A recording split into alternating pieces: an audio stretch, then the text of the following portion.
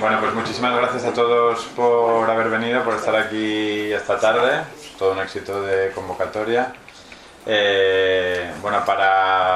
Yo soy Sergio Colina, estoy aquí un poco en calidad de coeditor, formo parte del comité editorial de la colección que ha publicado, que ha reeditado este libro del embajador Alonso Álvarez de Toledo. Y bueno, es para mí un placer estar aquí por muchos motivos. En primer lugar, el espacio acompaña. En segundo lugar, porque bueno, el sacar este libro dentro de la colección es algo bastante especial para nosotros, luego contaré por qué. Y luego, bueno, por estar también acompañado en esta mesa. Si os parece, voy a presentar primero a las dos personas que van a intervenir, aunque creo que no hace mucha falta, pero por mantener las formalidades.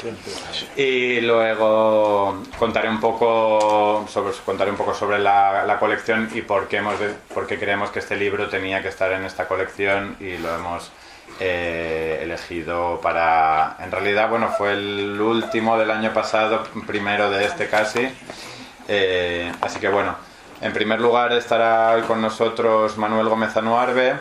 Él es economista, arabista y paisajista, un perfil muy variado y multidisciplinar. Como economista ha trabajado en Reino Unido, en la BBC de Londres, como arabista en la Universidad Imam Mohammed bin Saud de Riyadh, en Arabia Saudí, y como paisajista en numerosos proyectos de jardines. Es colaborador de numerosas revistas especializadas sobre paisajística y jardines, y además de numerosos artículos sobre estos temas. Es conferenciante, ha impartido lecciones en diversas universidades y centros culturales, y es autor de varios libros, uno de ellos Jardines de Córdoba, y un par de volúmenes también sobre la arquitectura de Gaudí, diversos temas alrededor de la figura de Gaudí. Y bueno, también el autor y protagonista del libro que vamos a presentar, Alonso Álvarez de Toledo, es licenciado en Derecho, pero ingresó en la carrera diplomática en 1957. Ha estado destinado en Nueva York, París, México, Düsseldorf, Ginebra, Sudáfrica también. No, Sudáfrica no. Ginebra. 15, un mes. Bueno, Washington, embajador en la República Democrática Alemana, y eso es lo que nos reúne hoy aquí básicamente, pero hubo más vida después de eso también. Fue presidente del Tribunal de Oposiciones a la Carrera, si no me equivoco. No lo recuerdo. Creo que aquí hay otro presidente del mismo tribunal, igual hay más, y jefe de protocolo del Estado, y nuevamente embajador, esta vez en Luxemburgo luego. Pero bueno, como decía, él fue embajador en la RDA entre 1985 y 1990, y este es el motivo que nos reúne hoy aquí para hablar de este libro que él escribió durante su estancia. ¿Por qué decía que para mí es especialmente significativo esta presentación? Bueno, porque además de todo esto que ya he contado, él fue también el fundador de esta colección hace ahora casi vamos rumbo de los 20 años. La valija diplomática nació como un proyecto bastante personal, digamos freelance, con el objetivo de publicar obra inédita de autores diplomáticos. Fue creada en el año 2000.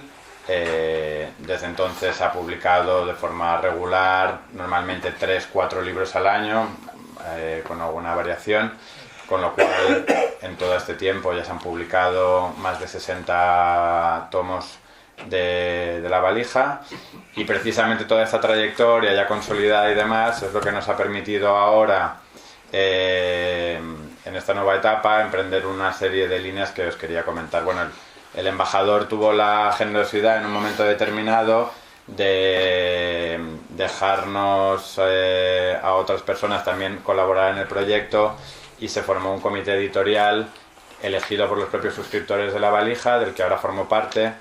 Y como decía, el hecho de que ya sea un proyecto asentado nos ha permitido también explorar un poco pues nuevas posibilidades, tratar de llegar a nuevos públicos, nuevos lectores, de incorporar también a otros autores.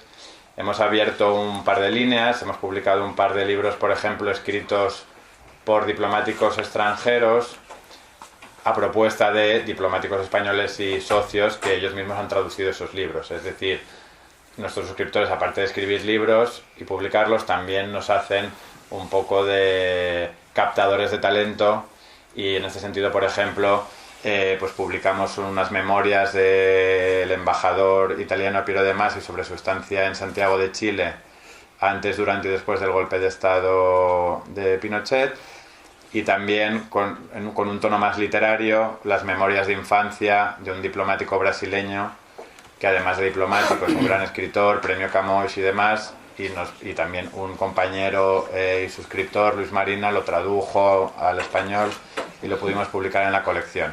Esta es una de las líneas que estamos explorando, ¿no? Que nos ha permitido también pues encontrar otras obras interesantes. También el año pasado lanzamos un volumen colectivo, también un formato nuevo. Ya había habido antologías, recuerdo especialmente un par de antologías de poesía que salieron en su momento, pero bueno, lo que queríamos era un poco retomar esa idea y plantear a un número amplio de diplomáticos un tema y proponerles que escribieran sobre su experiencia en relación con ese tema. El primero que lanzamos el año pasado fue sobre las ciudades latinoamericanas. 13 diplomáticos en activo pues contaron sus vivencias, sus recuerdos, experiencias en diferentes ciudades de Latinoamérica, y este año queríamos hacer algo parecido con ciudades africanas. Creemos que es algo que además también al lector generalista puede interesar, porque al final son experiencias que poca gente todavía, aunque ahora ya todo el mundo viaja y mucha gente vive en el extranjero, trabaja en el extranjero, pero que aún todavía poca gente conoce, con lo cual tiene un interés también, digamos, tanto literario como de aventura, que no se oye bien al fondo. Vale, perdón. Y por último, otra línea que estamos explorando es la de recuperar figuras de nuestra historia contemporánea relacionadas con la política exterior, las relaciones internacionales.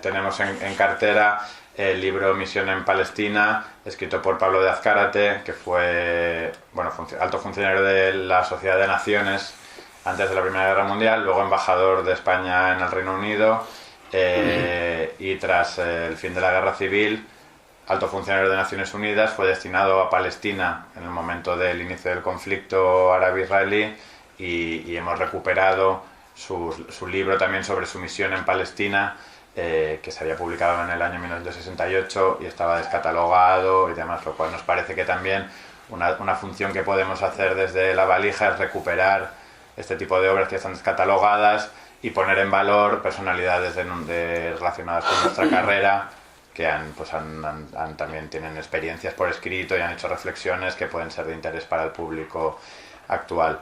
Este caso sería un poco un intermedio. Este caso también es una reedición. Este libro ya se editó en el año 1990 en una gran editorial, Musnik Editores de Barcelona, pero nos pareció que era especialmente interesante recuperarlo también de cara ahora, este año que se cumple el 30 aniversario de la caída del muro. Nos parecía una buena efeméride.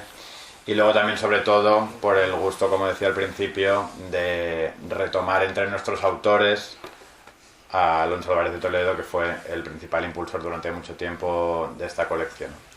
Así que bueno, yo sin más, solo quería un poco presentaros el contexto de la colección y demás. Animaros, si queréis, a echar un vistazo a lo que se ha publicado en los últimos años. Antes la colección trabajaba con una editorial, Dos Soles. En los últimos años estamos trabajando con Cuadernos del Laberinto, que nos permite hacer unas ediciones muy cuidadas, tiene una buena distribución, eso nos ayuda muchísimo. Quería dar las gracias a Alicia, que está por aquí también, por todo el apoyo que nos da para sacar los libros. Y bueno, y que veáis un poco si os interesa las propuestas que estamos haciendo en estas líneas nuevas que estamos trabajando. Y sin más doy la palabra a Manuel Gómez Anuarbe, que presentará un poco la obra y la figura antes de que él mismo nos cuente un poco más sobre el libro y su escritura. Muy bien. Muchas gracias. Muchas gracias. Bueno, lo primero, buenas tardes a todos. Quiero felicitar en primer lugar al autor, Alonso Álvarez de Toledo, el último embajador español en la República Democrática Alemana, que ha escrito ese magnífico libro que se llama En el país que nunca existió. Le quiero felicitar no solamente por la prosa, por su calidad, por el contenido que vamos a hablar de él, pero sobre todo por el tesón que ha mostrado en la elaboración de esta obra. Y como no, también felicitar a La Valija Diplomática por todos esos números magníficos también que publica en esa editorial. Las ediciones de esta editorial es algo muy cuidado, muy elegante. Me parece muy acertado tanto los colores de la portada como de la contraportada, la calidad del papel y sobre todo la letra, el tamaño de la letra para las personas que ya tenemos dificultades de lectura. Este libro es un diario y es un diario que ha exigido muchos contactos y muchas experiencias personales. Como diario ha exigido la disciplina de trabajo y como contactos tanto con el cuerpo diplomático acreditado en Berlín Este, también con los políticos de la República Democrática Alemana, es decir, con todo la gente que representaba al partido, con los intelectuales. Nos habla en el libro de un tal Walter Janka, que había participado en las brigadas internacionales en España, que hablaba español y que cayó en desgracia en Berlín Este y que estuvo en la cárcel y que sin duda, por la relación que tuvo con nuestro embajador, le informaba de lo que allí estaba sucediendo. Como no, contactos con la colonia española, sobre todo estudiantes, así como visitantes, sobre todo periodistas. Además, con toda la información no siempre fiable, o más bien poco fiable, de la radio y de la televisión. Pero además nos cuenta sus experiencias personales, porque ¿de qué otra cosa podemos hablar que no sea de nuestra propia experiencia? Decía un escritor amigo que todos los libros tienen como origen la Odisea, que es un relato de las aventuras de la vida de una persona. En el título, En el país que nunca existió, nos da un poco la idea de la tesis, y me voy a permitir leer lo que nos dice el autor sobre el libro en un momento determinado. Dice: almuerzo con J. Hablamos de Europa. Mañana, en París, los 12 grandes discutirán sobre cómo engarzar a Polonia, Hungría y la República Democrática Alemana en la Comunidad Europea.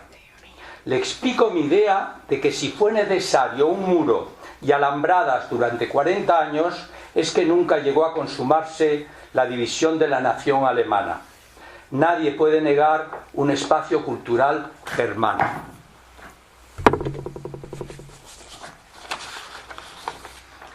Casi todos ustedes, sobre todo los diplomáticos, han conocido, porque han vivido o bien porque hayan visitado, cómo era la vida en los países comunistas. Pero para los más jóvenes me gustaría recordarles algunas cosas, algunos aspectos. Había, y sigue habiendo en los que todavía existen, falta total de libertad individual, falta de información veraz. Hay un control de la vida del ciudadano completamente exhaustivo. Muchos de ustedes habrán visto la película La vida de los otros, en que la Stasi controla la vida de todos los ciudadanos. O una más reciente que se llama Cold War, que es una película polaca que les recomiendo, que también nos cuenta el control que tienen los servicios secretos de todos los ciudadanos. Está prohibido viajar, o los que tienen la suerte de hacerlo lo hacen con restricciones.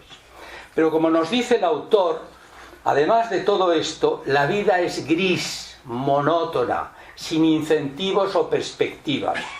Y en el caso de Alemania del Este se produjo una gran catástrofe ecológica. Había ventajas, había seguridad, no había paro en apariencia, aunque en realidad sí lo había, y la gente vivía de subvenciones. Hay un dato curioso que yo personalmente también lo he visto, de la que nos habla el autor, que es la decoración kitsch, mezcla de nostalgias vienesas con la idea de lujo que tienen los proletarios. Yo, personalmente, por suerte o por desgracia, gracias al Marqués de Santa Cruz, pude conseguir por 3 meses un pasaporte para visitar Rusia en el año 65. Solo tenía 25 años y fue una vacuna contra cualquier veleidad hacia el marxismo-leninismo. En el año 75 yo vivía en París y conocí a un joven alemán que se llamaba Wolf.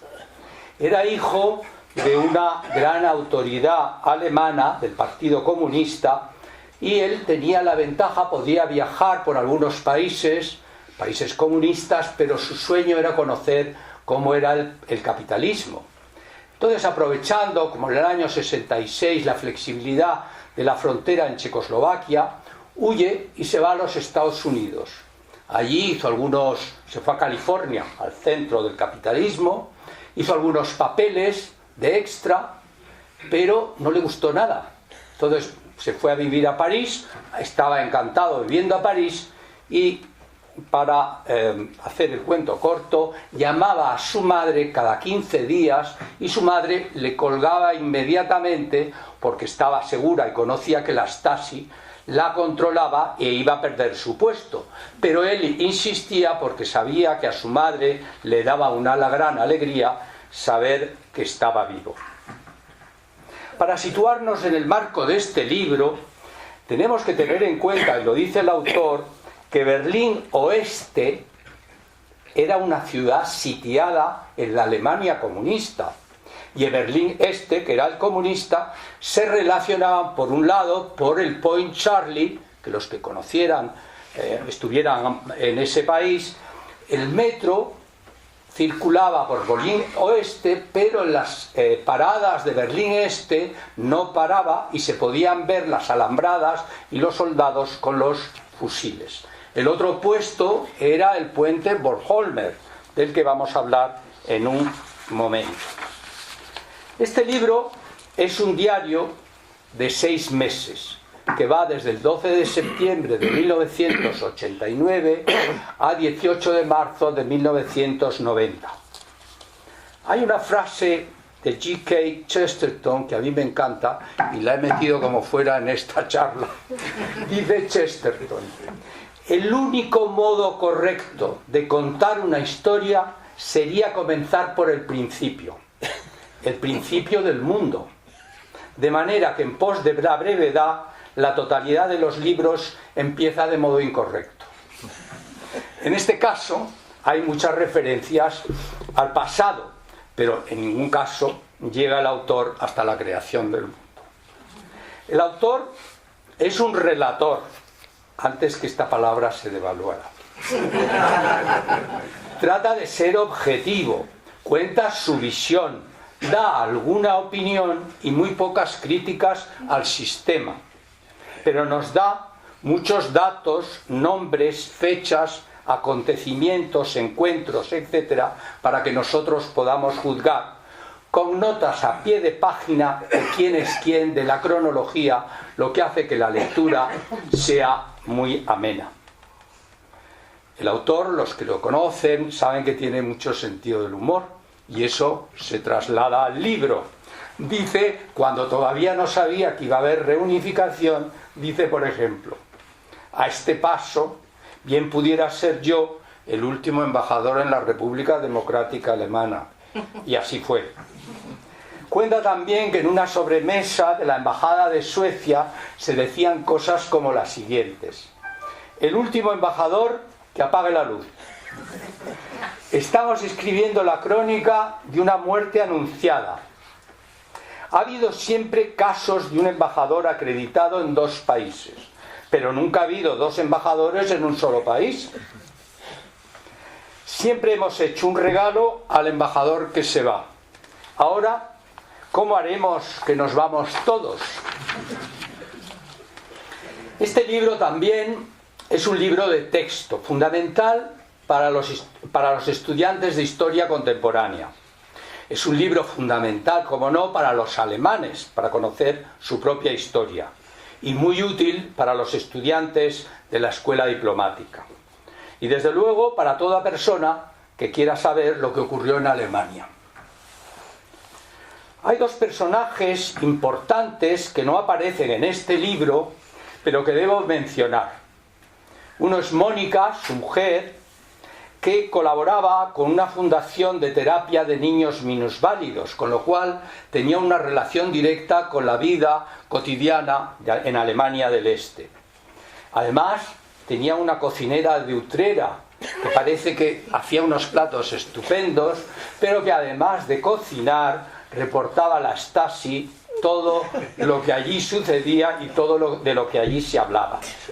Además, había también 2 alemanas de servicio que hacían exactamente el mismo oficio, reportar a la Stasi, más 2 mecánicos que se turnaban, eran libaneses pero casados con alemanas que también hacían lo mismo con la Stasi.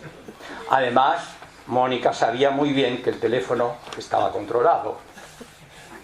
Y la otra persona, no te tienes que sorprender porque es Marisa Santacilia, tu secretaria, que vivía como un doble suspense, su vida diaria y después la sorpresa de lo que le contaba el embajador antes de mecanografiar la historia para el libro. Y yo creo que se llevaba todos los días una gran sorpresa.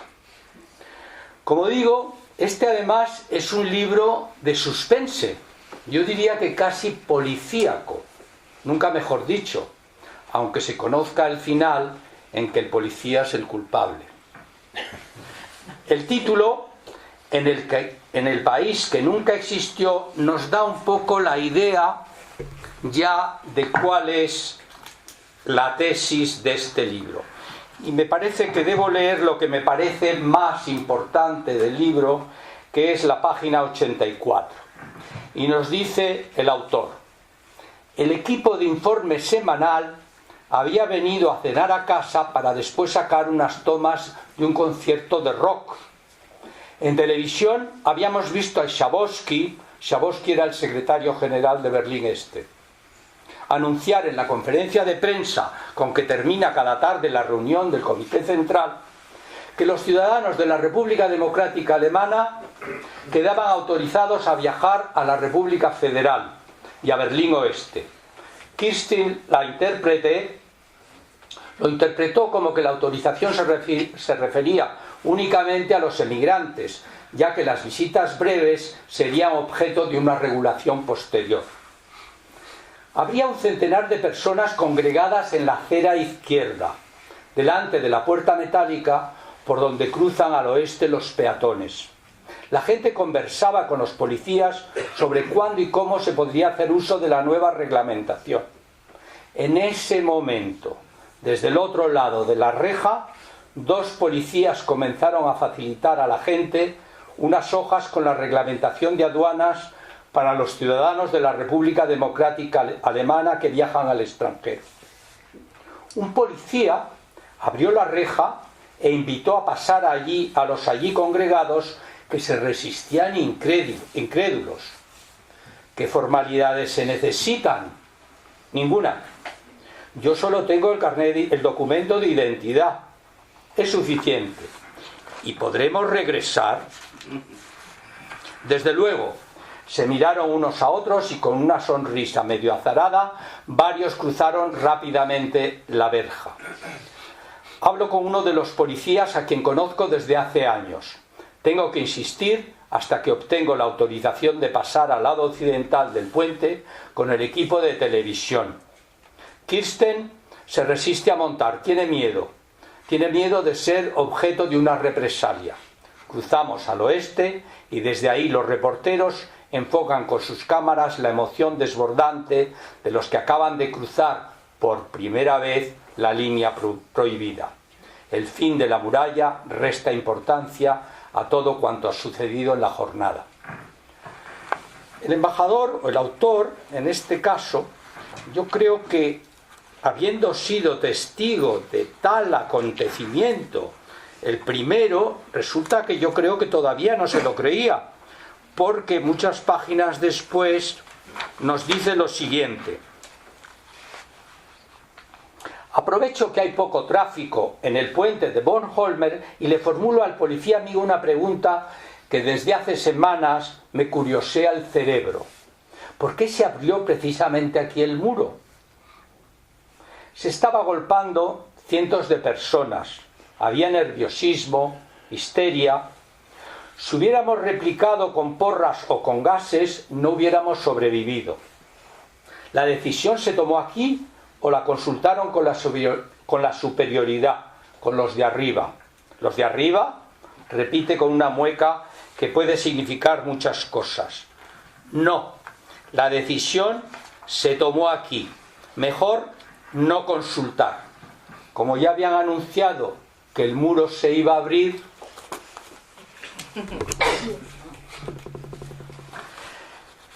en esta historia hay dos protagonistas: un chico malo, Honecker, que era el jefe del Estado; un chico bueno, Gorbachov; y un extra, Daniel Ortega, que por cierto, aunque parezca mentira, todavía sigue resistiendo en Nicaragua. Honecker representaba el inmovilismo, con un aparato policial, según nos cuenta el autor, de 85.000 funcionarios y 100.000 contratados. Fue detenido, nos lo cuenta, al salir del hospital y juzgado por alta traición. Su segunda mujer, Margot, que era ministra de Educación, en plena crisis llegó a decir: y si es necesario, enseñaremos a los niños a defender el socialismo con las armas en la mano. Gorbachov representaba el cambio, con su perestroika, reconstrucción, su glasnost, la apertura.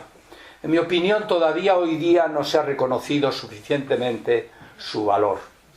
Gorbachov aconsejó al partido que no se preocuparan tanto de las reivindicaciones populares y se concentraran en resolver los problemas. Incluso durante las manifestaciones de la República Democrática Alemana dio orden de impedir la intervención militar contra los manifestantes.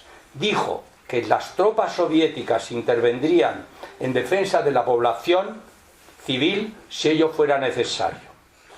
Incluso la apertura del muro, nos dice el autor, fue consultado con él. La unidad alemana, decía, no es algo que deba resolverse en la calle. Hay una frase que a mí me gusta, muy lacónica, muy corta, pero es casi cinematográfica. Y la voy a leer, es muy corta.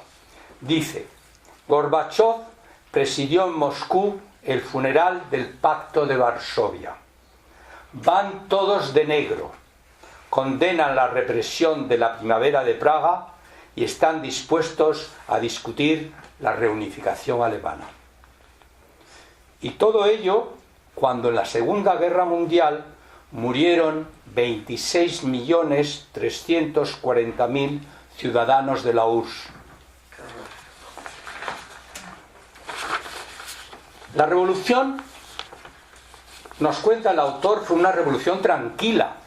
No se incendiaron palacios, ni hubo tribunales populares, todo se hizo sin gritos, y fueron, y esto es importante, los jueces y fiscales de siempre los encargados de ejercer la justicia revolucionaria. Nos dice con humor que se respetó el césped, los semáforos y hasta las fiestas de Navidad.